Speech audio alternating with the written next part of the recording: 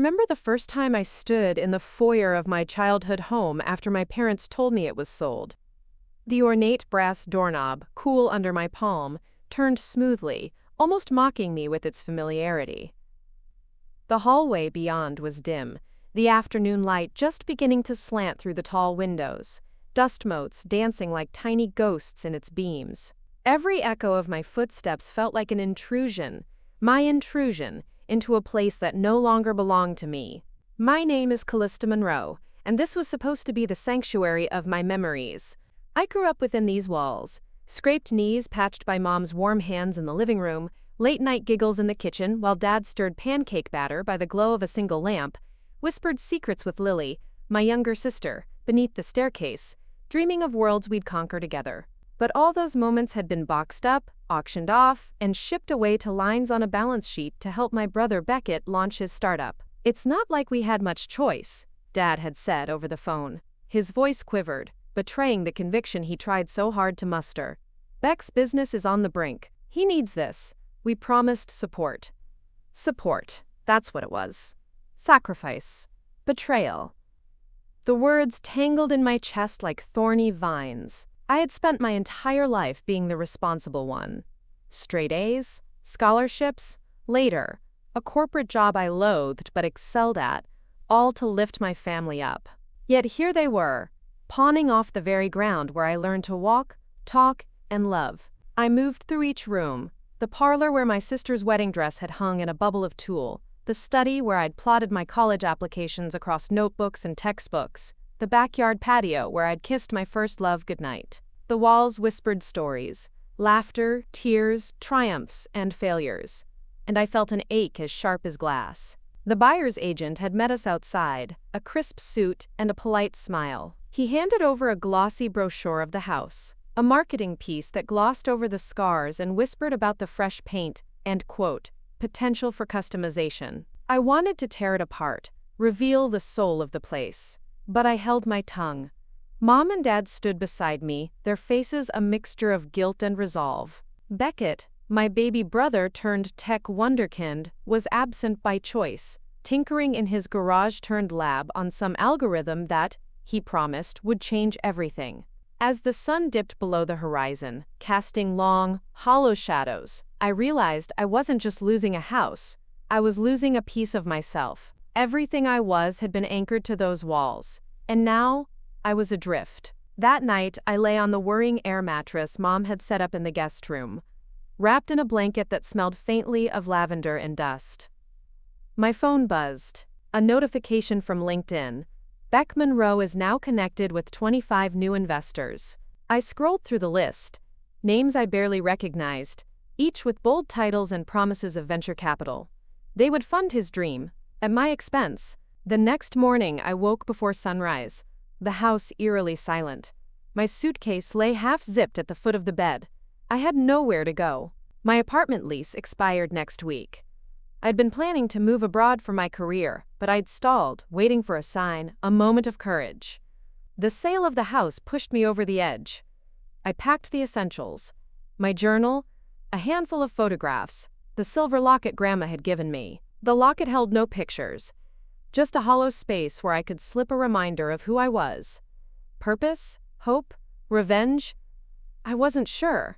Before leaving, I retraced my steps through the house one last time. The front door closed with a gentle click behind me, and I turned to look at the grand foyer, now emptied of our belongings, ready to welcome a stranger. That's when he stepped out of a black SUV, tall, poised, and startled when he saw me.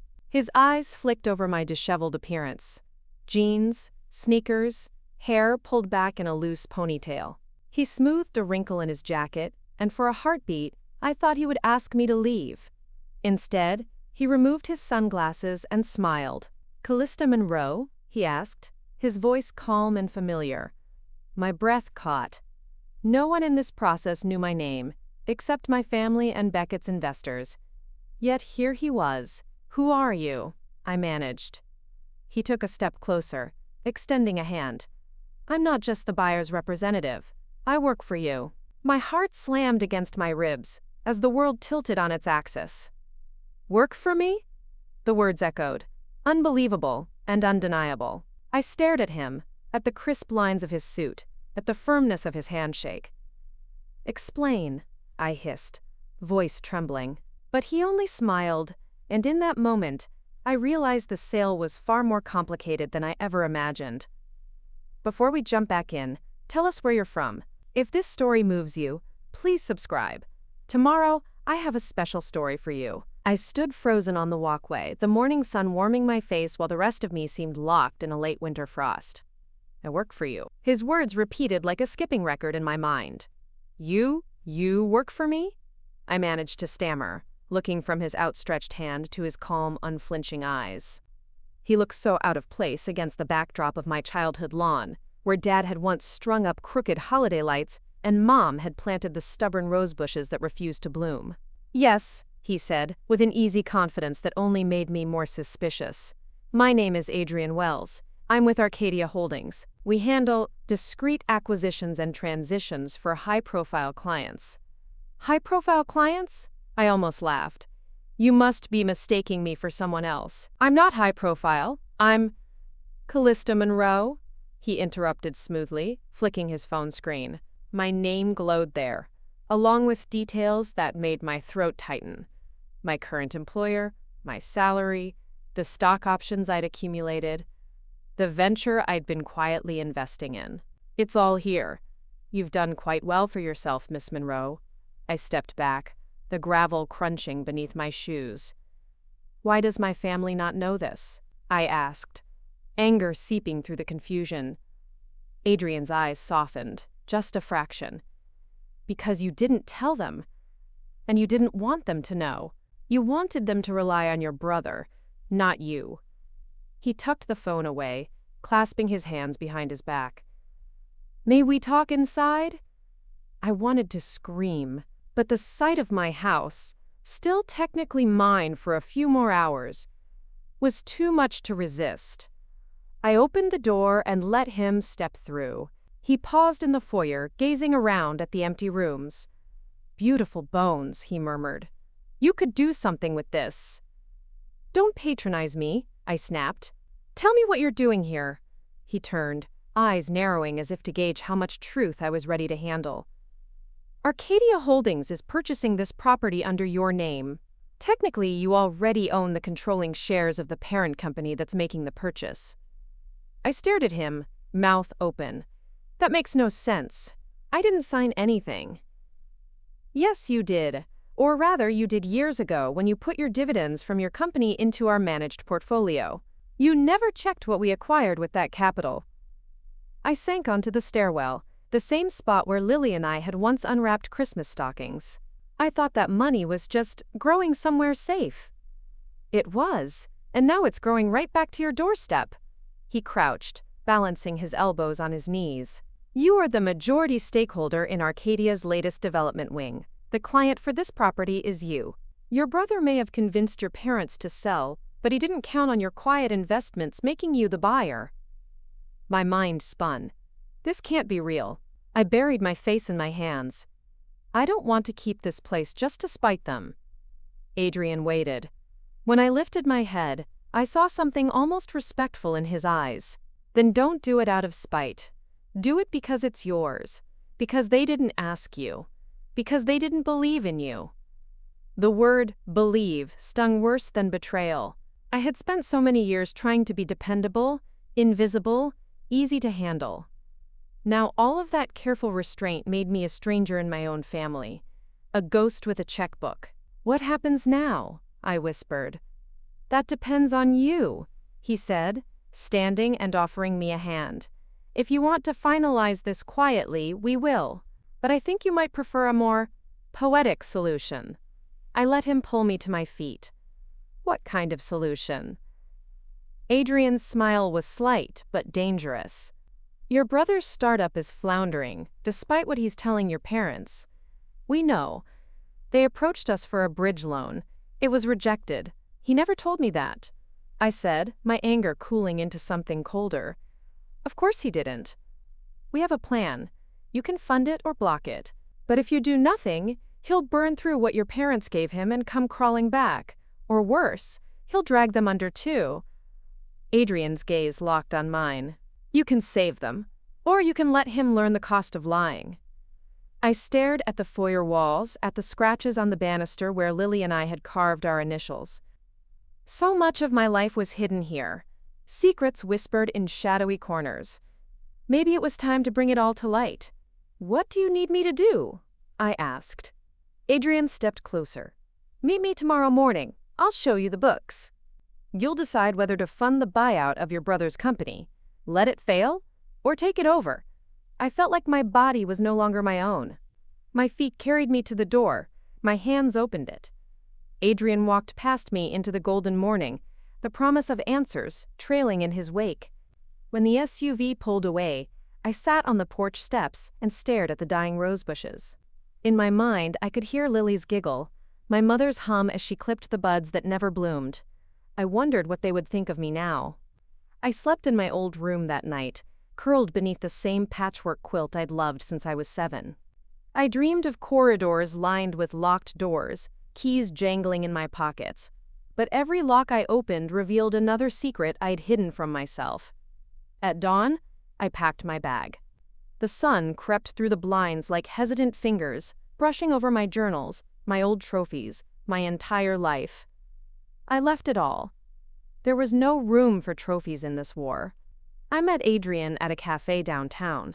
He was already there, sleeves rolled up, laptop open, a stack of thick folders beside his espresso. He didn't look like a corporate shark. He looked like a man who'd learned to swim with them. You're early, I said. He glanced up, smiling. So are you. Sit. I did. He flipped open the top folder, spinning it so the spreadsheets faced me. This is your brother's real balance sheet. My stomach knotted as I scanned the columns. Debts, unfulfilled invoices, shell agreements with no clear deliverables. He's bleeding money, I said hoarsely. Adrian tapped a line item. He's also using company assets for personal expenses. Cars, travel, gifts, it's all mixed in. And your parents' money? Gone. Used to pay off short-term debts and impress potential investors. I closed my eyes. I could see Beckett's boyish grin, the way he used to charm his way out of punishments. What do you want me to do? There's an opportunity to acquire what's left of his company for pennies. We'd fold it under your name, restructure it, or liquidate it.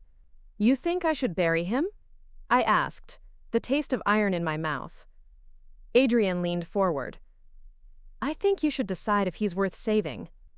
The rest of the day passed in a blur of numbers, legal jargon, strategy sessions. Every hour spent dissecting Beckett's house of cards made me more certain that my family had sold my memories for an illusion they didn't even understand. When I left Adrian that evening, the sun was setting behind the skyline, bleeding gold and crimson into the clouds. I walked aimlessly, letting the city swallow me whole. By the time I reached my temporary apartment, I was shaking with exhaustion. Mom called that night. Callista? Sweetheart, how's the move? Did you get settled? It's fine, I lied. My eyes stung. How's Dad? He's worried about you, she said softly. And Beckett's been working so hard. He's trying his best. I almost told her everything, that their golden boy had been polishing rust, that her good daughter was about to become their reluctant savior, or their worst nightmare. But I said nothing, because tomorrow I had to face Beckett myself. I didn't sleep. I watched the ceiling turn from black to gray to pale blue, my mind spinning. When my alarm buzzed, I was already dressed. Adrian picked me up at dawn.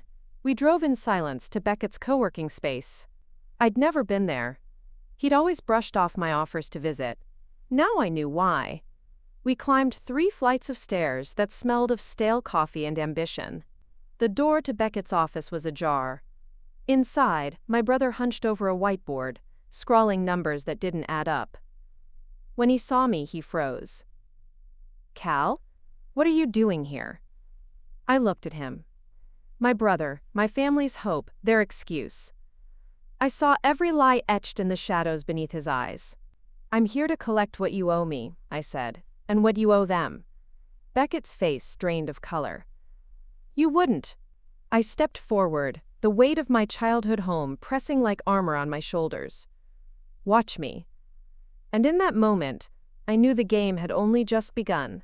Beckett Monroe had always been the shining star in our family's constellation, the golden boy, the promise of a legacy, the one who was supposed to carry all of us forward. Standing there in his so-called office, I could almost see the ghost of the boy he used to be, a tangle of wild ideas and reckless dreams, eyes lit up with possibility. Now, his eyes darted between me and Adrian, calculating escape routes. I don't owe you anything, Beckett said, but the tremor in his voice betrayed him. His pen clattered to the floor, and he bent to pick it up, trying to buy himself a moment. Sit down, I told him, my voice firmer than I'd ever heard it. It startled us both. Adrian stepped back, giving me space. This wasn't his confrontation to have, it was mine. Beckett's shoulders sagged. He sat in a battered swivel chair that looked ready to collapse under the weight of his lies. I pulled up a plastic guest chair opposite him. The cracked linoleum floor creaked beneath us. Around us, the walls were plastered with sticky notes and half-erased equations. The place smelled like stale takeout and stale ambition. I know everything, I said, about the bridge loan you tried to get, the investors you lied to, the company assets you've been siphoning for your personal shopping sprees. Beckett flinched. That's not fair. Don't. I cut him off. Don't insult me by pretending this is fair. You took our parents' last nest egg. You convinced them to sell our childhood home so you could play tech mogul. And you never once told them the truth. He opened his mouth, then closed it. His hands twisted in his lap. I was close, Cal. So close. I just needed a bit more time, a bit more money. Your math doesn't add up, I said. I pulled the spreadsheets from my bag and dropped them on the table between us. Pages covered in red ink, numbers circled like open wounds. You would have burned through their retirement, and you'd have come knocking at my door next. His eyes flicked to Adrian, who watched silently from the corner. Who the hell is he? The man who made sure you didn't bankrupt all of us, I said, and the man who made sure I own more than you do now. Beckett's mouth twisted into a bitter smile. So you want to humiliate me? That's what this is? Some petty revenge because Mom and Dad love me more? I felt the old ache flare up, the one I'd carried since childhood, how he always drew the spotlight, how I was the reliable one, the boring one, the safe bet they never bet on. But that ache was ice now, hardened by betrayal. I don't want revenge, I said. I want the truth out in the open. I want you to fix this before it ruins them. And if you don't, I will. He laughed, but it came out jagged. You think you can run this company? You think you can do what I do? No, I said. I think I can do it better. Silence bloomed between us, as heavy as the weight that had been pressing on my chest since the day I learned they sold the house. Finally, Beckett leaned back, rubbing his temples. What do you want? I glanced at Adrian, who nodded once. My silent partner, my reminder that I wasn't alone in this. I want a full accounting of every dollar you've spent, every investor you've lied to, every asset you've misused. I want your resignation on paper, and then I want you to stay out of my way. Beckett's face crumpled. He looked suddenly small, like the little brother who used to crawl into my bed during thunderstorms, whispering that he was afraid of the dark. Cal, please, you don't have to do this. We're family. I stood. Exactly. And you sold our family out. I turned to leave, but he lunged forward, grabbing my wrist. Where will I go? What will I do? I pulled my arm free. That's your problem now.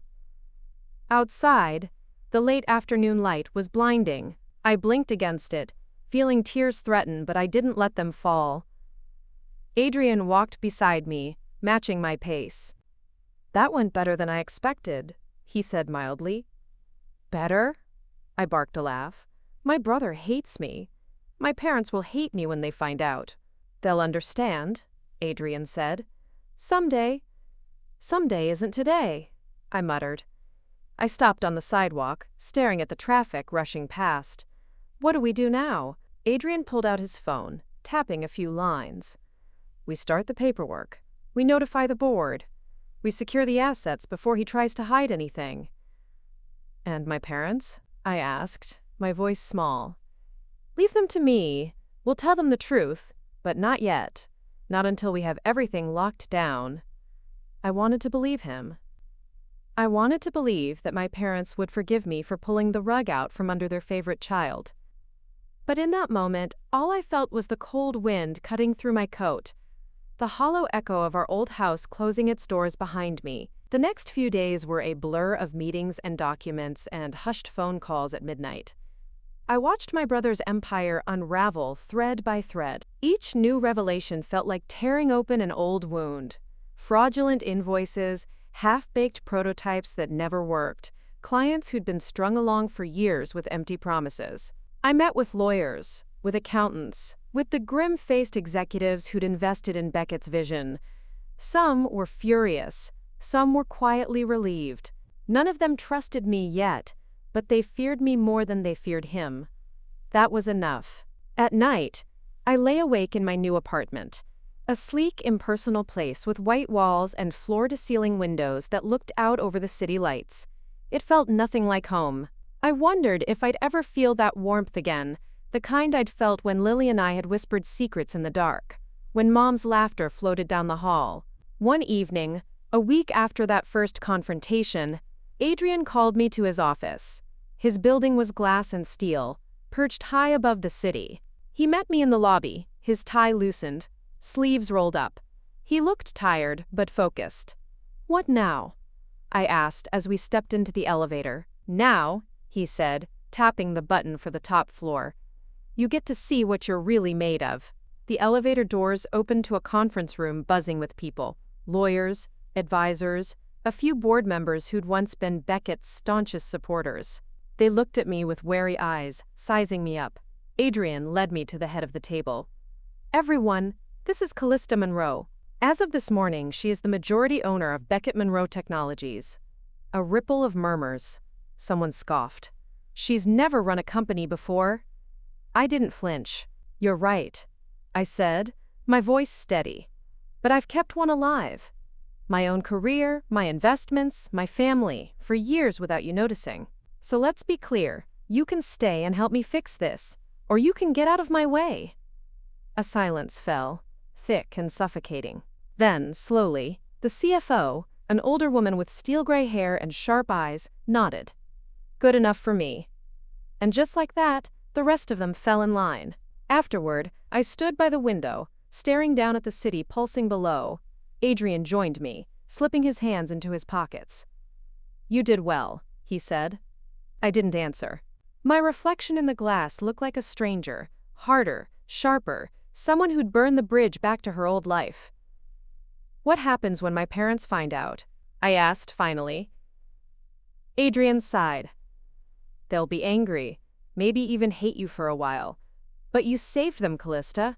Someday they'll see that." I turned to him, searching for something in his eyes. Pity, pride, anything. "And Beckett?" He hesitated. "He's meeting with new investors. He'll spin a story about how you stole his company. He'll try to claw his way back." "Let him try," I said, my voice low. "He's not taking anything from me again." In that moment, I realized I didn't feel like a victim anymore. I felt like the woman who bought her own house back, who took back her family's future, who would stand alone if she had to. I didn't know what tomorrow would bring, but I knew this.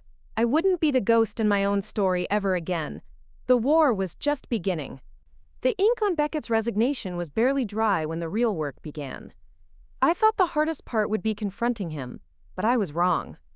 The hard part was stepping into his shoes. Shoes that, as it turned out, had been lined with quicksand. My name was on the door now. My face was the one they looked to when bad news arrived, when the debts called to be repaid, when the lawsuits started circling like sharks scenting blood. The more I dug into the company's books, the more secrets I found. Contracts signed with vendors who didn't exist, shell companies in far-off tax havens, employees who'd been quietly taking salaries for work that was never done. Beckett's charm had masked the rot for years, and now every ugly truth bloomed under my hands. The first time I walked into the main office as the new CEO, The room went silent. 40 eyes flicked from my sensible flats to my stiff shoulders, to the folders clutched so tightly in my hand that my knuckles turned white. They knew I was the sister, the one who'd stolen their golden boy's throne. "Good morning," I said, my voice echoing through the open plan floor. No one answered. I wanted to run. Instead, I walked to Beckett's old office, shut the door behind me, and sank into the leather chair that still smelled like his cologne. I pressed my palms to my temples and tried to remember how to breathe. Adrian knocked once, then let himself in. He carried a tray, coffee, tea, a muffin that looked like it had been baked a week ago. He set it on the desk without a word. "They hate me," I whispered. "Good," he said, seating himself across from me. "Let them. Fear is easier to work with than false loyalty." I shot him a glare. "Did you rehearse that in the car?" He cracked a smile, and for a heartbeat, the icy terror in my chest thawed. "Eat something," he said. "You're running on fumes." I tore off a piece of the stale muffin and chewed. It tasted like cardboard, but the gesture mattered. I wasn't alone.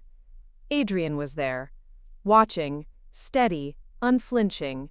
It gave me just enough courage to open the laptop and face the numbers that never lied. Hours turned into days.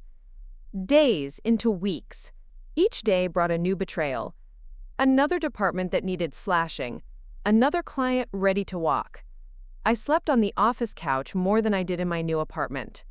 I stopped answering calls from my mother, from Lily, from Beckett, especially Beckett.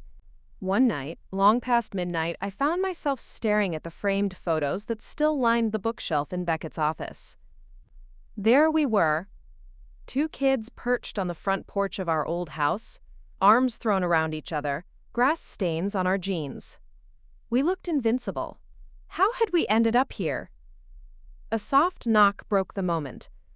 Adrian stepped in, a file in his hand. "They're ready to settle." My stomach turned. Who? The investors Beckett lied to. They'll accept partial repayment if you sign over the patent rights to the one thing he did get right. He handed me the folder. The app's back-end algorithm. It's worth more than he ever knew. I flipped through the pages, the legalese blurring. "If I do this, we're solvent?" "Barely," he said. "But it'll buy you time and respect." I dropped the folder on the desk, leaned back, and stared at the ceiling. "I hate this." Adrian's gaze softened. "You're not supposed to like it. You're supposed to survive it." I signed the papers the next morning. The settlement made the business pages by lunch. Monroe family feud, sister sells off brother's legacy. The headline stung, but not as much as the calls that followed. Mom's voice, tight and brittle. "How could you do this to your brother?" Lily's text, "You went too far." Beckett's silence, louder than any words. But the company stayed afloat. Paychecks cleared. Clients stayed. The employees who'd once stared at me with suspicion now looked at me with something that might have been respect. Or at least fear. One evening, after a brutal board meeting that had ended in shouting and a threat to oust me if profits didn't turn soon, I found myself back at the house. My house now.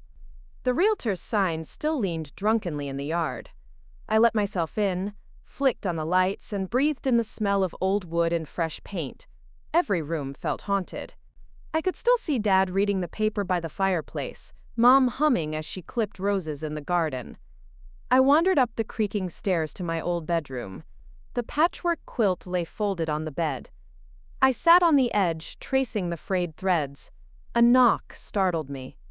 I found Beckett on the porch, rain dripping from his hair, his eyes wild. He looked nothing like the boy in the photos.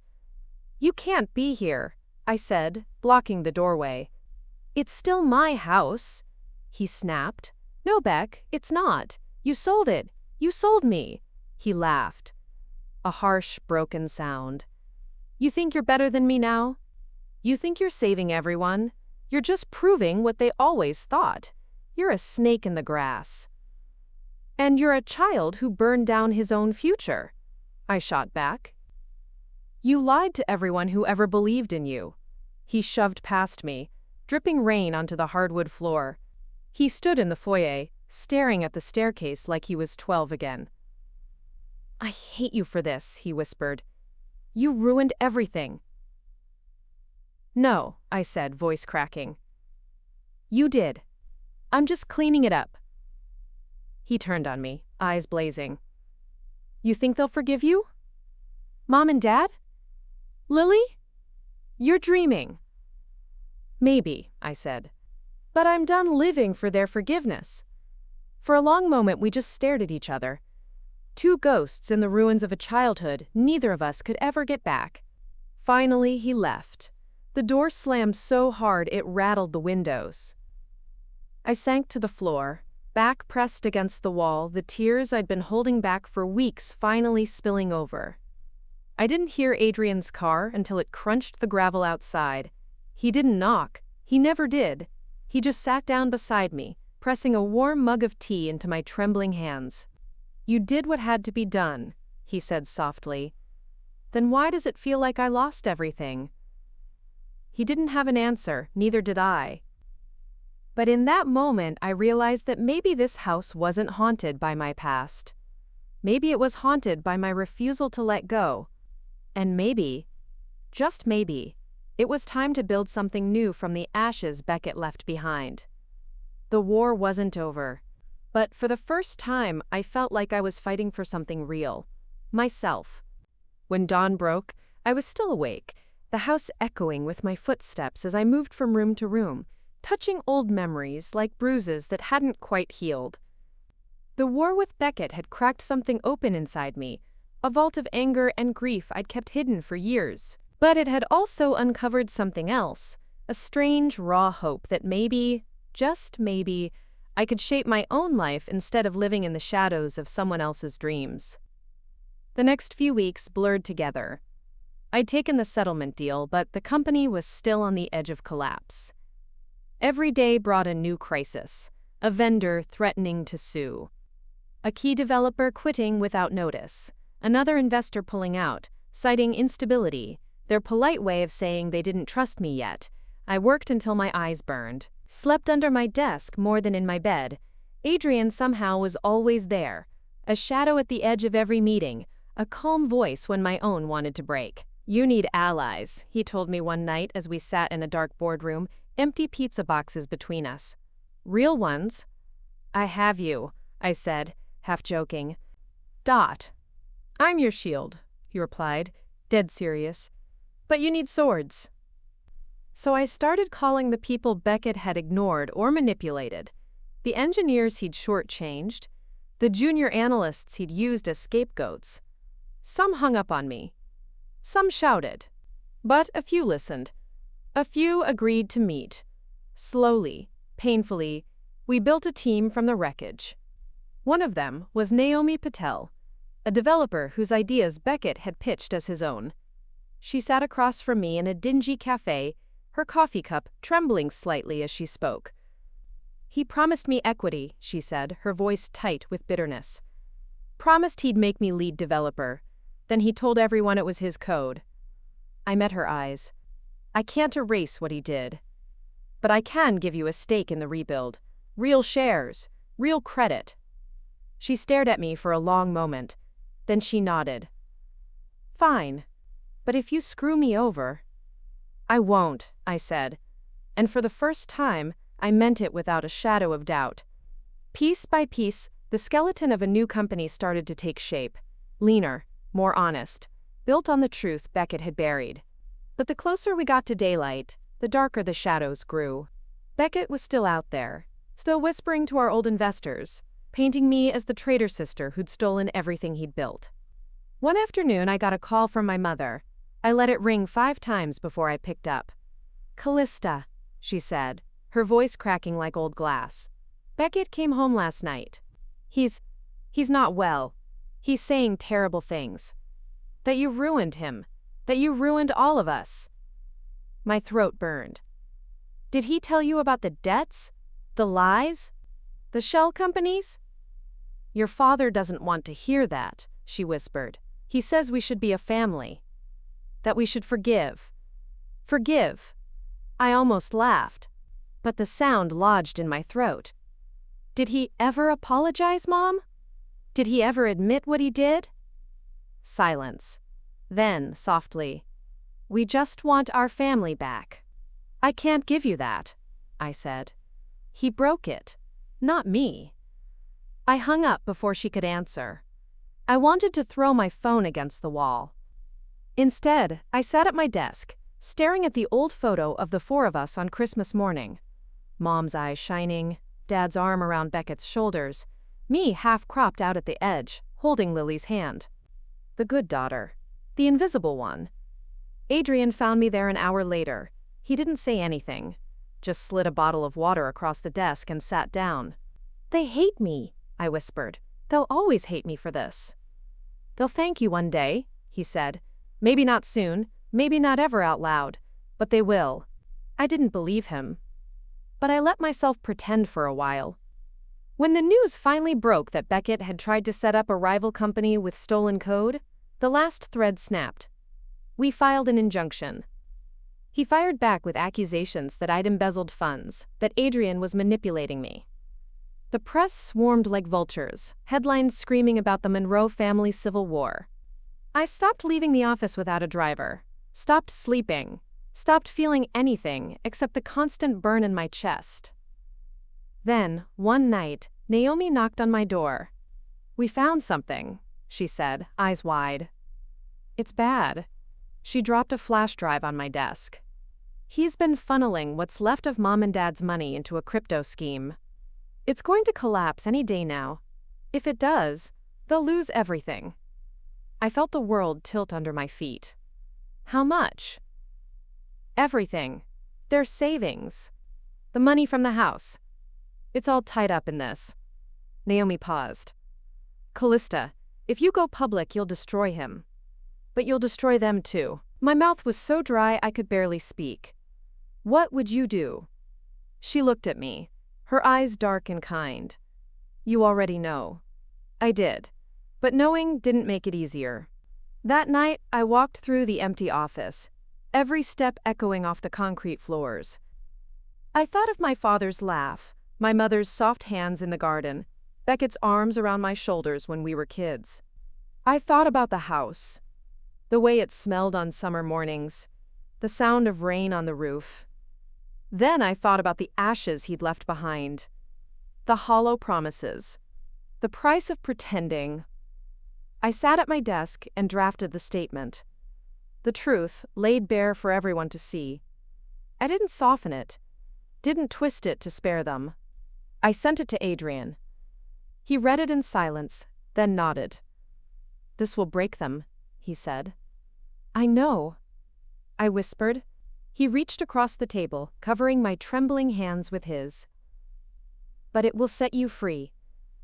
I hit send. Before we jump back in, tell us where you're from. If this story moves you, please subscribe. Tomorrow, I have a special story for you. I don't remember sleeping that night. Maybe I didn't. Maybe I lay there in the dark, listening to the hum of the city outside my window while my mind replayed every word of that statement I'd sent to every journalist, every board member, every investor, with even the faintest connection to Beckett Monroe. By dawn, the news had spread like wildfire. The headlines were merciless. The golden boy who gambled away his family's future. Sister exposes brother's crypto Ponzi. Monroe family rift goes nuclear. The phones at the office rang non-stop. Some calls were from people who'd always doubted Beckett's promises, and now wanted to make deals with me instead. Others were death threats. One man left a voicemail calling me a Judas. I deleted it without listening to the rest. I braced for the worst when my parents showed up at the office. I saw them through the glass walls before they even knocked, Dad's face stony, Mom's eyes swollen from crying. For a heartbeat, I was 7 years old again, caught red-handed in the cookie jar. I almost bolted. But I didn't. They sat across from me in the tiny meeting room. Mom clutched a crumpled tissue, her knuckles white. Dad wouldn't even look at me. "How could you do this?" Mom asked, her voice raw. "How could you put this out there for the whole world to see?" Because the world was going to find out anyway, I said. My own voice sounded distant, like I was underwater. You deserved the truth before it destroyed you. Dad slammed his palm on the table. You humiliated your brother. You humiliated us. No, I said. He did that. I just turned on the light. Mom's lip trembled. He's your brother. And you're my parents, I shot back, the anger finally breaking free. Do you know what it felt like when you sold my childhood home for him? Do you know what it felt like when you chose him over and over again while I was breaking my back to hold this family together? Silence. A heavy, suffocating silence that made me wish I could rewind time and unsay every word. But it was too late. Dad stood up abruptly, pushing his chair back with a screech. You've always been jealous, he spat. No matter what we did for you, it was never enough. I laughed, but it sounded like a sob. That's the story you tell yourself? Fine. Keep telling it. But I'm not buying it anymore. Mom reached for my hand, but I pulled back. Please, Callista, please, we can fix this. I shook my head. He can't be fixed. And I'm done being collateral damage for his dreams. They left without another word. The slam of the door echoed through me long after they were gone. Adrian found me there an hour later, staring blankly at the blank walls. He set down a cup of coffee I didn't touch. You did the right thing, he said. Then why does it feel like I've carved out my own heart? He didn't answer. He didn't have to. We both knew there was no winning when it came to family, only surviving. The weeks that followed were brutal. Beckett went silent. I heard rumors that he'd fled the country, that he was hiding somewhere trying to regroup. Some nights I dreamed he'd show up at my door, hollow-eyed and broken, asking for forgiveness I didn't know if I could give. But reality was less cinematic. He vanished. The creditors came for what little he had left. My parents withdrew into themselves. Lily called once, just once, to say she wished things were different. I wished that, too, but wishes didn't keep the lights on. In the empty space Beckett left behind, I rebuilt what I could. Naomi and I launched the new product line, a stripped-down, transparent version of what Beckett's company had promised but never delivered. We made sure every engineer got credit, every line of code documented and owned outright. Clients came back slowly, cautiously, like wounded animals testing the fence. One night, as I stood on the balcony of my apartment watching the city pulse with life, Adrian joined me. He handed me a glass of wine, and for once, I took it. When's the last time you slept in your own bed? He asked. I laughed. I'm not sure it's even warm anymore. He leaned on the railing beside me.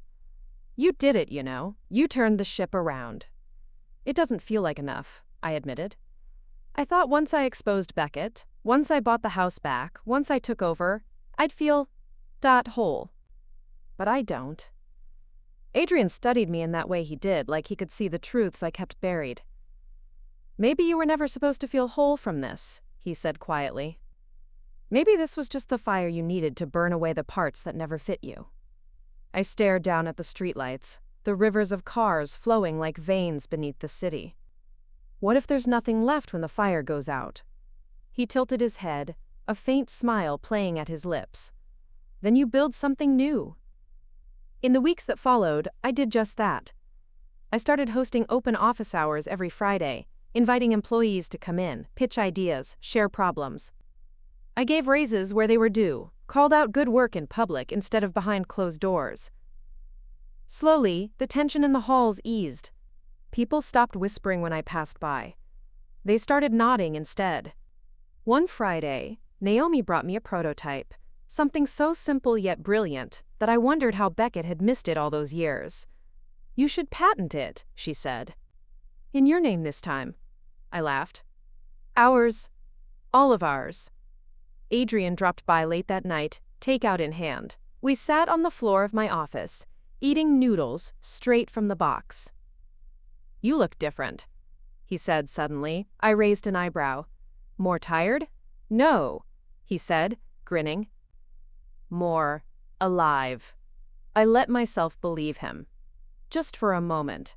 That weekend, I drove out to the house. My house.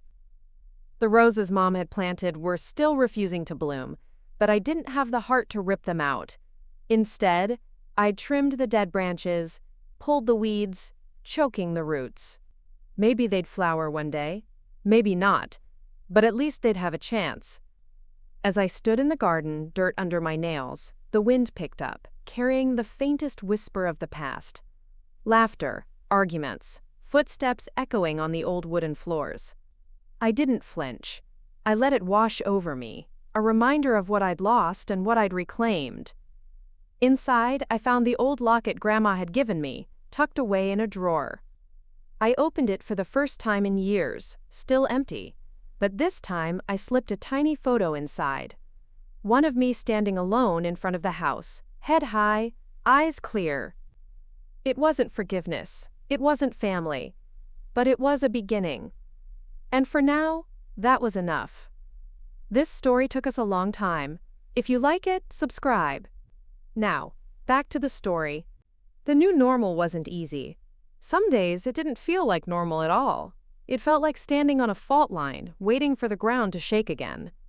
I woke each morning before sunrise, brewing my own coffee in the tiny kitchen of my apartment instead of ordering it on the way to the office like I used to.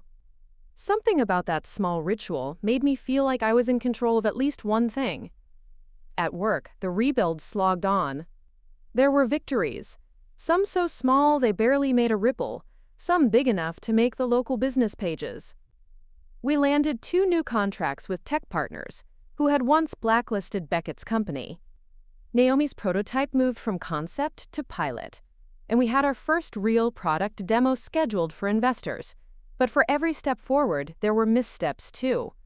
A lawsuit from an old creditor claiming we'd assumed Beckett's unpaid debts. An unexpected tax penalty for a contract he'd mishandled. Some nights I'd stare at the spreadsheets until the numbers blurred into meaningless shapes. On those nights, Adrian would appear with takeout or a fresh pot of coffee, grounding me with a quiet word or just his presence. I didn't ask how he always knew. I didn't want to break the fragile magic of it. The worst parts, though, were the family echoes that never really left me. Mom's voice haunted my voicemail, fractured messages that veered between accusations and pleas. Dad never called, but once, late at night, I caught a glimpse of him standing across the street from my building. He didn't come in, he didn't wave. He just watched until I flicked off the light and let the darkness swallow him. Beckett remained a ghost. Rumors trickled back. He was in Spain, then Bali, then back in some crumbling studio apartment downtown under a different name. A friend of a friend said he'd started writing a tell-all about me. Another said he was trying to build a new startup with whatever scraps he could find. I didn't care. Or I told myself I didn't. In early spring, we moved the company into a new space. A clean industrial loft with more windows than walls. It smelled like fresh paint and possibility. The staff carried in their mugs and potted plants like they were moving into a home they actually wanted to keep. On the first morning, I stood in front of them, Naomi at my side, Adrian lingering in the back, arms crossed, and told them the truth. "This place isn't perfect," I said. "Neither am I. But we are done pretending. We build what we say we're going to build. We pay our people. We tell the truth, even when it's hard. If that's not what you want, there's the door." No one moved. Naomi squeezed my hand. Adrian's eyes met mine, steady and sure. The days blurred again. Meetings bled into strategy sessions, into code reviews, into late nights under the buzzing fluorescent lights. Naomi became my closest confidant, her sharp mind cutting through every lie Beckett's legacy left behind. She challenged me, pushed me, and when I stumbled, she stood her ground until I found my footing again. Adrian remained my shield, always a few steps ahead of the next crisis, always calm in the storm. Sometimes, in the quiet moments, I wondered how much of him was real, and how much was just the armor I'd wrapped around myself. I wanted to ask, but I never did. One Thursday evening, I found myself sitting in the empty office long after everyone else had gone home. The city glittered beyond the tall windows, each light a promise, or maybe a lie. My phone buzzed. A message from Lily. It was the first one in months. "Lily, are you home this weekend?" I stared at the screen, 100 responses forming and dissolving before I settled on, "Yes, why?" "Lily, can I come by? I want to see the house." I told her yes, then sat there staring at the empty office until the janitor flicked the lights off. Saturday came in with a cold drizzle. I spent the morning pacing the halls of the house, fluffing couch pillows that didn't need fluffing, wiping down already spotless counters. When Lily's car pulled into the driveway, my hands were trembling so hard I nearly dropped my mug. She stepped out of her little hatchback, her eyes wide as she took in the house. "It looks the same," she said when she reached the porch. "It's different inside," I said. "Come on." We walked through each room in silence. She ran her fingers over the banister, paused at the rose bushes that still hadn't bloomed. In the kitchen, she turned to me, eyes shining. "You saved it," she said softly, "even after everything." I swallowed. I don't know if saved is the right word. "It's still here," she said. "That has to count for something." We sat at the kitchen table, the one Dad had built before Beckett was born. She told me about her new job, about how Mom was holding up, fragile as old lace, but too proud to admit she was hurting. She asked about Beckett, and I told her I didn't know. She didn't push. Before she left, she hugged me. A real hug, one that smelled like childhood and hope. When she drove away, I stood on the porch until the taillights vanished down the street. I felt something shift in my chest. Not forgiveness. Not yet. But maybe the space for it. That night, I dreamed of the house the way it used to be, full of voices, laughter spilling through the hallways, Beckett's footsteps pounding up the stairs, Lily and I whispering secrets under the covers. When I woke, I didn't cry. I just lay there, staring at the ceiling, breathing. A week later, Naomi called a meeting with me and Adrian. She had that gleam in her eye that always meant trouble, or brilliance. Sometimes both. "I think we should open source the next update," she said, dropping a stack of papers on the table. Adrian raised an eyebrow. "You want to give away the one thing that's making us money right now?" "It'll build trust," she shot back. "People need to know we're not hiding anything. Not anymore." I studied the proposal. Every cell in my body screamed to protect what little we'd rebuilt. But the old ways hadn't worked. Beckett's ways. Secrets and lies. I looked at Adrian. He didn't say yes. He didn't say no. He just waited. "Do it," I said finally. "Let's show them who we are now." We made the announcement the next day. The tech blogs ate it up. Headlines about the reborn Monroe Tech, about transparency and accountability. Some investors called to say we were insane. Some called to say we were brilliant. I stopped caring which it was. It felt right. And that was enough. Late one night, weeks later, I found myself back in the garden, staring at the stubborn roses. Adrian joined me, his hands in his pockets, his breath clouding in the cool air. "They'll bloom," he said, following my gaze. "Or they won't," I said. "But they'll keep trying." He laughed softly. "Just like you." I didn't know what to say to that, so I just stood there, shoulder to shoulder with the one person who'd seen every broken piece of me and stayed anyway. We didn't say anything else. We didn't have to. The house behind us creaked and settled, the ghosts quiet for once. The city hummed in the distance. And for the first time in a long time, I didn't feel like I was standing on a fault line waiting for the ground to break. I felt like I was home. The first warm day of spring arrived like an apology after a bitter winter. I stood barefoot on the porch of the house, my house now, and let the sun cut through the chill that had lived in my bones since Beckett sold my past out from under me. For once, I didn't have to rush to the office. Naomi had the morning brief handled. Adrian was in meetings with potential partners. I had exactly 2 hours to breathe. I wandered the garden, pulling at weeds that always seemed to find their way back no matter how many times I thought I'd dug them out. The roses hadn't bloomed, but they looked stronger somehow. Stems thicker, buds tighter, as if they were waiting for the right moment. Maybe that was me too, I thought. Waiting for the right moment. Inside, I made coffee and stood at the kitchen sink, staring out at the patchy lawn. I could almost hear Dad's voice. "Needs more fertilizer, Callie. Everything worth keeping needs feeding." He'd said that about the grass. But maybe he'd meant everything. Relationships, dreams, hope. The thought made me smile, even as it stung. My phone buzzed on the counter. It was Lily again. 2 texts this time. Lily, Mom wants to talk. She's asking about you. Lily, she's scared about Beckett. No one knows where he is. I closed my eyes.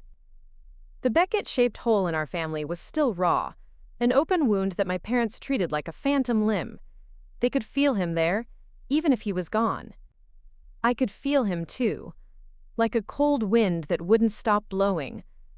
I typed back, "I'm here. She can call." The call came that evening. I sat on the porch steps, my mug warm between my palms, as my mother's voice cracked through the phone. "I didn't think you'd answer," she said. "I almost didn't," I admitted. I watched a pair of sparrows hop through the rose bushes, searching for seeds I hadn't planted. She sniffled. "I'm sorry, Callista. I don't know what else to say." I didn't have the energy to tell her that sorry wouldn't fix what we'd all let Beckett become. "What do you want, Mom?" A pause. Then, softly, "We miss you. The house. It feels empty without you girls. Your father wants to see you." "And Beckett?" Silence. "If you see him, will you tell him to come home?" My laugh startled even me. "Home? You sold our home for him. This is my home now." "I know," she said, her voice so small I almost didn't hear it. "I know. I'm sorry." I wanted to be angry, but all I felt was tired. "I'll come by. But I'm not making promises I can't keep." After we hung up, I sat there until the sky turned dusky purple. The house behind me hummed with the ghosts of arguments and birthday songs and quiet apologies never spoken. It wasn't forgiveness yet, but it was something. The next day at the office, the mood was tense. Naomi cornered me before my first meeting. "We need to talk," she said, pushing a thick folder into my hands. I flipped it open. It was an offer from a venture capital firm that had once backed Beckett's company. The numbers were good. Too good. "They want back in?" I asked. "After everything." Naomi shrugged. "They think you're the real thing now. They see profit where Beckett only sold promises. But there's a catch." I flipped to the fine print. They wanted a controlling stake, just enough to call the shots if things went sideways. My stomach twisted. "No," I said immediately. "We didn't come this far to be someone else's puppet." "I knew you'd say that," Naomi said, grinning. "Just wanted to hear you say it out loud." Later, Adrian found me in the break room, staring at my reflection in the microwave door. "You look like you just survived a coup," he said. "Close enough," I muttered. "They want to buy us." "They can't afford you," he said simply. "No one can." His confidence steadied me more than I wanted to admit. Weeks slipped by. The company settled into its new skin. Leaner, stronger, honest. We signed a partnership with a big European firm, the kind that once would have laughed Beckett out of the room. Naomi's team celebrated with cheap champagne and pizza on the rooftop. I watched them laugh under the city lights, my chest tight with a pride I'd never felt for any promotion or bonus check before. When the last bottle was empty and everyone else had trickled downstairs, Adrian stayed behind. We stood by the railing, the night breeze cool on our faces. "You've changed," he said, breaking the silence. "Is that good or bad?" "Good," he said. "You're not fighting for scraps anymore. You're building something that might actually last." "With you," I said before I could stop myself. He looked at me then, really looked at me, his eyes searching for something I wasn't sure I could give. "I'm just your shield, remember?" he said. I shook my head. You're more than that. He didn't answer. He didn't have to. The truth sat there between us, bright and fragile as dawn. A few days later, Lily texted again. Beckett's in town. He wants to see you. I felt the old anger flare, then flicker out. Why? I don't know. He says he has something to say. I didn't sleep that night. I lay in bed staring at the ceiling, the cracks like constellations I couldn't read. By morning, I'd decided. I met him at the park near our old school. He looked older than I remembered. Gaunt. A patchy beard, a hollow glint in his eyes that reminded me of Dad after he'd lost his job all those years ago. Hey, Cal, he said, stuffing his hands in his pockets. Hey, Beck. We sat on a bench that still had our initials carved under the armrest. He didn't look at me at first, just watched the kids on the swings, the parents chatting, the world that kept spinning without him. I messed up, he said finally. I know that. You did, I said, more than once. He flinched. I thought I was doing it for us, for the family. I shook my head. No, Beckett, you did it for you, and you'd do it again if you thought you could get away with it. He didn't argue, just sat there, his shoulders hunched like he was bracing for a blow. I'm sorry, he whispered. I know that's not enough. But I am. I studied him. The boy who'd once dragged me up that tree in the backyard so we could see the whole neighborhood. The man who'd lied to my face and sold my memories for a quick buck. Maybe they were the same person. Maybe they always would be. I believe you, I said, but I don't forgive you. He nodded like he'd expected that. I didn't come here to ask for forgiveness, I just wanted you to know. We sat there in silence for a while. Then I stood, brushing bark off my jeans. Goodbye, Beckett, I said. He didn't try to stop me, didn't follow me. I walked away feeling lighter than I had in years. Back at the house that night, I stood in the garden under the porch light. The roses were budding, tight knots of green just beginning to show hints of color. It would be a few weeks yet, but they were coming. Inside, I found Adrian waiting in the living room. He'd let himself in. He always did. You okay? He asked. Yeah, I said. I think I am. He smiled, the kind that reached all the way to his eyes. Good, because the next phase starts tomorrow. I raised an eyebrow. Next phase? Expansion, he said, settling into the armchair like he owned it. Europe, Asia, partnerships that would make Beckett's old investors weep. I laughed. A real laugh, full and sharp. You're serious? Deadly. I poured us both a glass of wine and settled onto the couch across from him. The war was over. The rebuilding had begun. And for the first time in my life, I felt like maybe, just maybe, I was exactly where I was meant to be. The days after Beckett's final apology moved like a slow sunrise through fog. Gradual, almost imperceptible at first, until you realized the world around you was changing shape. My mornings felt different. The house felt different. The shadows didn't seem so heavy. I stopped jumping at every creak of the floorboards, every echo in the hallway. Sometimes I would wake before dawn and walk barefoot through each room, touching the cool door frames, the rough banister, the window panes that had seen more tears than sunlight over the years. It still didn't feel like the house I grew up in, but maybe that was the point. It wasn't that house anymore. It was mine. Adrian was right. The next phase was expansion. The company had stabilized enough to be more than just survival. We weren't clawing our way back to the surface. We were starting to climb. Naomi spearheaded the new outreach, pulling me into pitch meetings with partners in London and Amsterdam. We stayed up late on video calls with teams in Berlin and Dublin. The European firms who once slammed the door in Beckett's face now invited us into glossy offices with floor-to-ceiling windows and pastries arranged like tiny sculptures on silver trays. I wore suits that finally fit the woman I'd become. Tailored, sharp, but never armor. I didn't need armor anymore. At first, every success felt fragile. I kept waiting for something to snap. An old lawsuit to resurface, Beckett to reappear with a new scheme, my parents to show up at the office, demanding explanations I no longer owed them. But none of that happened. Instead, I found my days filled with possibility instead of panic. One afternoon, Naomi and I sat in a rooftop cafe in Amsterdam, watching the barges glide down the canals. She sipped her coffee slowly, eyes crinkling as she grinned at me. "You know what's funny?" she said. "What?" Beckett could have had this. He could have built something real. He just didn't have the spine for the long game. I let the words settle between us. I think he was terrified the whole time. Naomi raised an eyebrow. "And you?" "Terrified every day," I admitted, laughing. "But I'm not running from it anymore."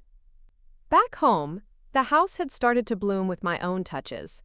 Lily came by sometimes. Her arms full of plants, she swore I wouldn't kill this time. We sat on the porch, our bare feet up on the railing, her telling me about work, about her new boyfriend, about Mom and Dad, how they were quiet now, how they asked about me but never reached out themselves. "They miss you," she said once, her tone gentle. "They miss the version of me they understood," I said. "Not this one." She didn't argue. I loved her for that. Late one evening, Adrian and I stood in the garden, wine glasses in hand, watching the roses finally break open. Deep, red, velvety petals, layered like secrets. I touched one gingerly, surprised by the softness. "Told you," he said, his shoulder brushing mine. "They'd bloom when they were ready." "Maybe I'm more like these roses than I thought," I said. "How so?" I smiled at him. "Stubborn, slow to open, worth the wait." He laughed, tipping his glass toward me. "To stubborn roses, then." "To stubborn roses," I echoed. Sometimes I caught myself staring at him when he didn't see, wondering where he'd go when all this was settled. Would he move on to the next client, the next mess to clean up? Or was he here because he'd chosen me, not just the project?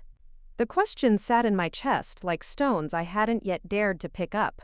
In early summer, we signed the biggest deal yet, an EU partnership that would double our reach overnight. The celebration at the office felt like a coronation. Naomi brought cheap champagne again, the same brand we toasted with the night the prototype was born. I watched her clink glasses with the team, her laugh ringing out over the buzz of conversations. Adrian stood at my side, shoulder to shoulder, our elbows brushing like they always did when the world felt a little too big for one person to hold alone. "Proud of you," he said quietly. I rolled my eyes. "Don't start." "I mean it," he said. "I've seen people tear themselves apart trying to fix what you've fixed. And you're still here, still standing." I turned to face him. "You kept me standing." He smirked. "Team effort, Monroe. Always was." After everyone left, I sat alone in the darkened conference room, feet propped up on the table, the last glass of champagne sweating onto my palm. I let the silence wash over me, the silence of a company that had once been drowning in secrets, now humming with new life. A ping from my phone startled me. A message from Lily. "Mom says Dad wants to talk." I didn't answer. Not that night. Not yet. Some wounds needed more than time. They needed choice. They needed to be mine. The next morning, I walked through the office early, greeting the night cleaning crew, the junior developers who liked to get a jump on the day. I paused at the new mural someone had painted in the break area. Big, bold letters. "We build what we keep." I liked that. It was true. When I got back to the house that night, I found a small envelope stuck in the doorframe. Beckett's handwriting. My pulse spiked. For a heartbeat, I considered tossing it straight into the trash. But I didn't. Inside was a note. "I'm leaving for good. Somewhere quiet. Somewhere you don't have to clean up after me. I hope you find what you're looking for. B." No apology. No ask for help. Just an ending. I sat on the porch steps, reading the words again and again until the ink smudged under my thumb. Adrian arrived like he always did, carrying takeout and a bottle of wine that probably cost more than my first car.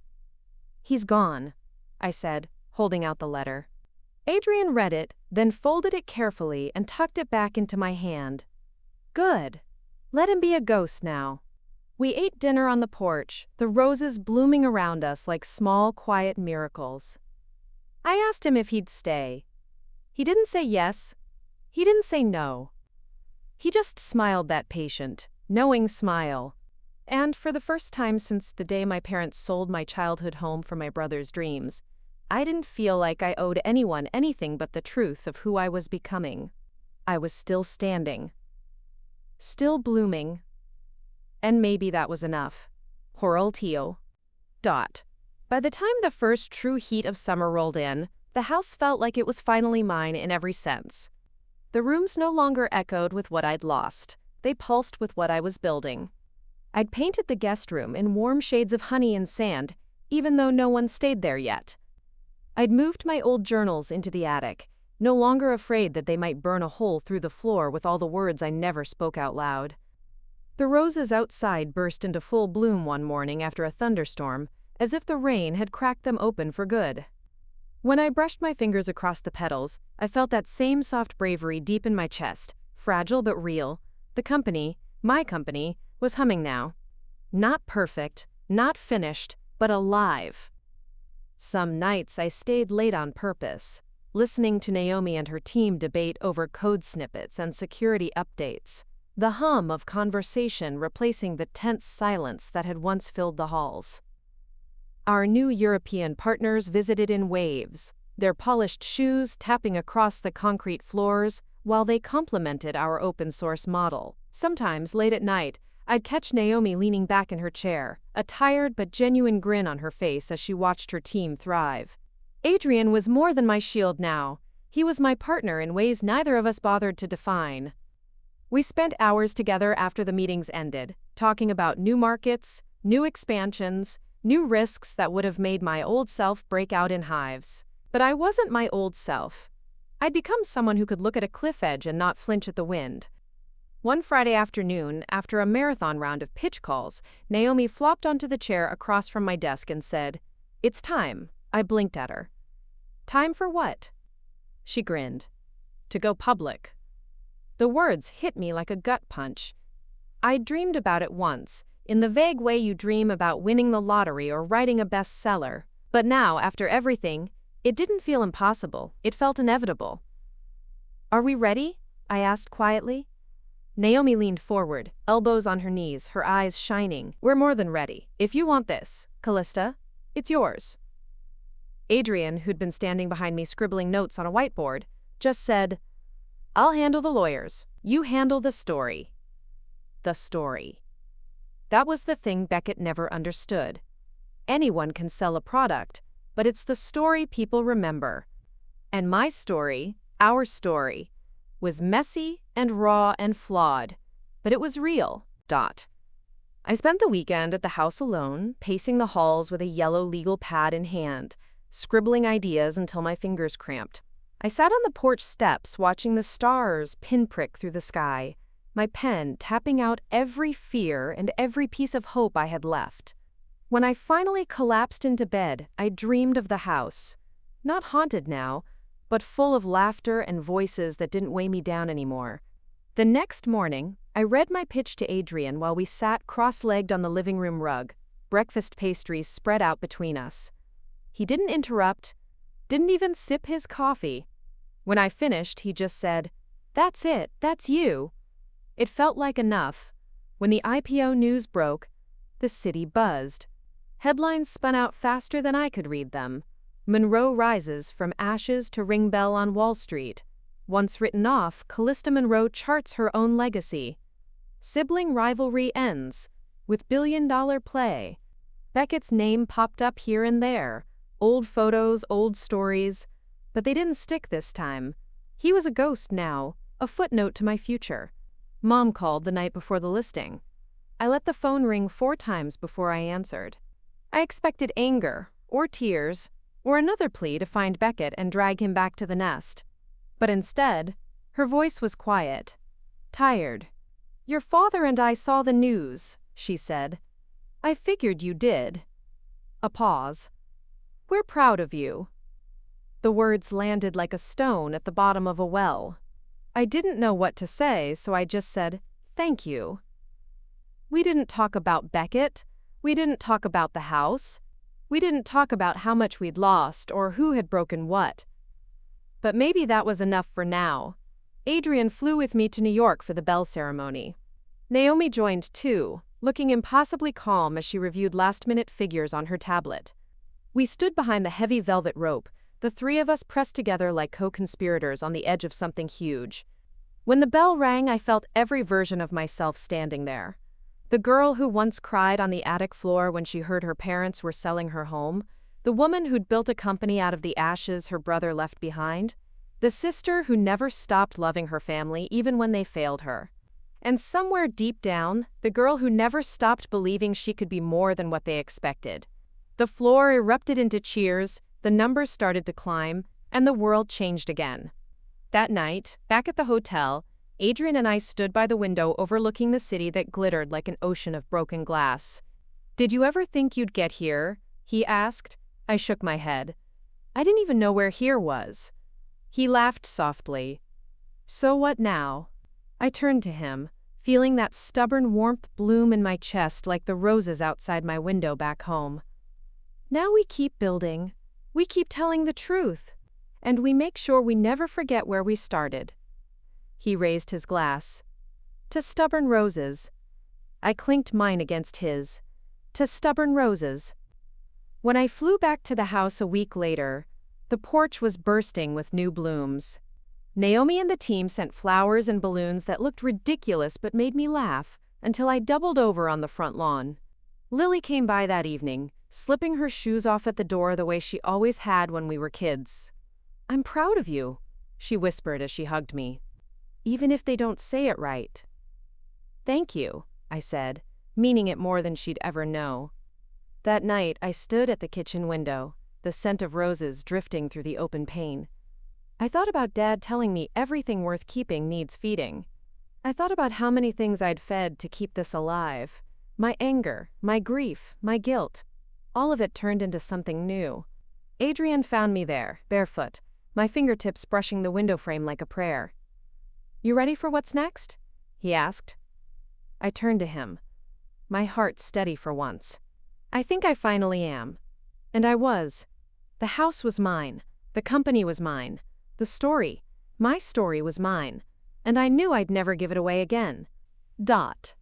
I thought ringing that bell in New York would be the climax of my story. The moment when the ghosts would finally let me be. When the house would feel fully mine. When the wounds my family left would scab over and disappear. But the truth was, the bell was just a sound. It echoed through the trading floor, bounced off glass and marble, and then faded into the hum of a city that never paused to celebrate anyone for long. I came home to the house that night and found it exactly as I'd left it. Quiet, still, waiting for me to decide what came next. The porch light flickered once, a reminder that even a house that stands must be tended to, or it begins to crumble at the edges. Naomi and the team gave me space for a week. No calls, no strategy meetings, no spreadsheets sliding across my desk at dawn. Adrian stayed, but he did what he always did best. Hovered without hovering, giving me the sense that I could fall apart if I needed to, that he'd hold the pieces if they scattered. I didn't fall apart, though. Instead, I did the thing I'd always done when life felt too big. I worked. I spent days in the garden, trimming the rose bushes that were now thick and thorny with new life. I pulled weeds, mulched the soil, pruned until my arms ached and my nails were caked with dirt. Each snip of the shears was like cutting away the parts of me that no longer served the woman I was becoming. One evening, Lily showed up unannounced. She sat cross-legged on the porch while I hosed mud off my sneakers. "Dad wants to see you," she said without preamble. I sighed. "And what does Dad want?" "An apology." She shook her head. "I don't know. He didn't say. He wants you to come home." I laughed, but it sounded like a sigh. "This is my home." Lily's eyes softened. "He knows that now." A week later, I found myself pulling up to my parents' smaller house. the place they'd moved into after they sold mine. It was tidy, modest, nothing like the sprawling home that had held our laughter and our secrets all those years. I sat in the driveway for a long time, the engine ticking as it cooled, before I finally stepped out. Dad opened the door before I could knock. He looked older than I remembered, shoulders stooped, hair grayer than the last time I'd seen him in person. For a moment, neither of us spoke. Then he stepped aside. "Come in," he said. The living room was warm, the smell of coffee lingering in the air. Mom sat on the edge of the sofa, hands folded tightly in her lap. She looked at me like she wanted to stand and hug me but didn't know if she was allowed. "You look good," Dad said, settling into his old armchair. "Tired. But good." "I am tired," I admitted. "It's been a long few years." He nodded. "I know." Silence pressed between us. I could feel the old arguments rising in my throat. All the things I wanted to throw at him like broken glass. But I didn't. "I didn't come here to fight," I said. I came because Lily asked me to." Dad's eyes flicked to Mom, then back to me. "Your mother and I made mistakes." It wasn't an apology, not really, but it was more than I'd expected.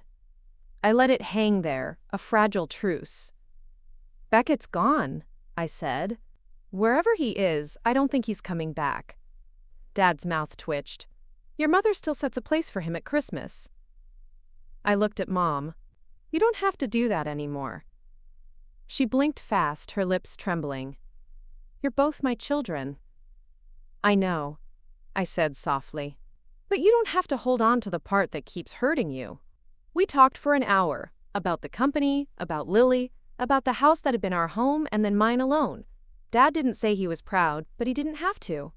When I stood to leave, he squeezed my hands so tight, I thought my bones might crack. It was more forgiveness than I ever thought I'd get. Back at the house, I found Adrian on the porch steps, a mug of tea in his hands. "How'd it go?" he asked. I sat beside him, letting my shoulder rest against his. "Not perfect, but honest." He handed me the mug. "Good enough." In the months that followed, the company's growth became less of a fight for survival and more of a conversation about what we could do with the power we'd built. Naomi pitched an idea for a mentorship program, pairing our young developers with kids from schools like the one she and I had come from. Underfunded, overlooked, full of kids who needed someone to see them. "We can't just build things for profit anymore," she told me one afternoon as we sat in the conference room. "We have to build things that give back. Otherwise, what's the point?" I watched her, feeling something warm flicker under my ribs. "You're right, do it." By autumn, the program was up and running. I stood in front of a room full of teenagers one Saturday morning, my palms sweaty as I told them the truth. That sometimes, family breaks you. That sometimes, you rebuild yourself anyway. That you don't owe anyone your silence. That you don't have to be the good girl if being the good girl means losing who you are. One kid raised his hand. "Did you ever forgive your brother?" I thought about Beckett. Wherever he was, whatever story he was telling himself now. "I forgave myself for loving him," I said. "That's enough." When the session ended, I found Naomi waiting in the hall. She leaned against the wall, arms crossed, her eyes bright. "You know, for someone who hates talking about herself, you're pretty good at it," she teased. "Don't push it," I shot back, but I was smiling. Adrian met us outside. He was pacing the sidewalk, phone pressed to his ear, but when he saw me, he hung up immediately. "Big news?" I asked, raising an eyebrow. He shrugged. "A possible deal. Japan this time. But it can wait." I slipped my hand into his without thinking. "No more waiting. Let's go home." That night, we sat on the porch while the sun dipped below the tree line, painting the sky in bruised pinks and golds. The house behind us was quiet but alive, the roses still stubbornly blooming despite the chill creeping in. I leaned my head on Adrian's shoulder. "You ever think about leaving?" I asked. "All the time," he said. "But then I think about you, and I stay." For the first time, I let myself believe him. When I went inside, I found the old locket on my dresser. I opened it, tracing my fingertip over the tiny picture of me I'd slipped inside months ago. I added something new this time. A small clipping from the rosebush outside, pressed flat between two pieces of wax paper. A reminder that sometimes things bloom when they're ready, not when you want them to. I snapped the locket shut and felt the weight of it settle against my skin. The house was mine, the company was mine, the story was mine, and for the first time, my future felt like it was mine too. By the time winter rolled back in, the roses were gone, cut down to sturdy sticks against the frost. But I didn't mind. I'd learned by now that growth wasn't always something you could see above the surface. I spent those cold months filling the house with new warmth, painted the hallway a deep, calming green, found old family photos and hung them in the stairwell, even the ones with Beckett in them. Not to forget, but to remind myself that the past wasn't something to banish, but something to stand on. I refinished the floors in the attic myself, the boards smooth under my palms. I wanted every inch of this place to feel like it knew who I was now. Work never slowed. The Japan deal that Adrian had teased finally closed, and Naomi's mentorship program was running like a well-oiled machine. Sometimes I'd walk into one of the workshops and just stand at the back, listening to the kids talk about their ideas, their plans. Their hope filled the space like fresh paint, covering up every old crack. One night in December, I sat at the kitchen table, penning holiday cards to every single employee. Something so simple but so real, it almost brought me to tears. Naomi popped by with a bottle of cheap champagne and a grin that said she'd been up to something. "You'll want to see this," she said, setting her laptop on the table. It was a press piece. Not about our stock prices or our tech, but about our impact. About the kids in the program who'd built their own app for tracking community gardens, who wanted to help families like theirs. About how they said they felt seen for the first time. About how we'd become more than a company, how we'd become a promise. Adrian showed up halfway through, dropping his keys in the dish by the door like he'd always belonged here. He stood behind me, reading over my shoulder, and when I reached the last line, "A company that remembers who it was so it knows who it wants to be," I felt him press his palm to the small of my back. Solid, steady. We toasted with paper cups, the bubbles going flat too fast, but I didn't care. It wasn't about the champagne. It was about the three of us. Survivors, builders, stubborn roses, refusing to stay cut back for long. A few days before Christmas, Lily asked if she could bring Mom and Dad by. My chest tightened the way it always did at the thought, but I heard myself say yes anyway. They arrived in the late afternoon, the sky heavy with the promise of snow. Mom hovered by the door, Dad behind her, both of them looking like they might bolt if I said the wrong thing. "Come in," I said. "It's warm." We sat in the living room, the Christmas tree blinking gently in the corner, the same battered angel on top that had once been Beckett's school project. We talked about Lily's job, about the mentorship kids, about the stock price that Dad clearly tracked every day even if he'd never admit it. When the silence settled, Mom reached into her bag and pulled out a small, battered box. "I thought you might want this back," she said. Inside was a key. The original key to this house. My key. The one they'd handed to Beckett's buyer all those years ago. I held it in my palm, the metal warm from her touch. "Thank you," I whispered. Dad cleared his throat. "We know we hurt you, I know I did. I didn't say it was okay because it wasn't. But I said, I know you did the best you could." They left before the snow fell and I stood in the doorway, the old key pressed to my heart, the house behind me solid and alive. Later that night, Adrian found me in the garden. The roses were buried under the snow, but I could feel them there. Waiting, patient, ready to bloom again when the world warmed up. "You good?" he asked. I turned to him, my breath clouding between us. "I think I am." He slipped his gloved hand into mine. "You know, you're allowed to let this be enough now." I smiled. "I don't want to stop growing." He leaned down, pressing his forehead to mine. "Then let's keep growing. Together." Inside, the house glowed with soft light and laughter. Naomi pouring wine in the kitchen, Lily curled on the couch with her feet tucked under her, the ghost of every old memory replaced by something stronger, something real. As I stood there, the key still in my pocket, I knew this. I'd lost my childhood home once.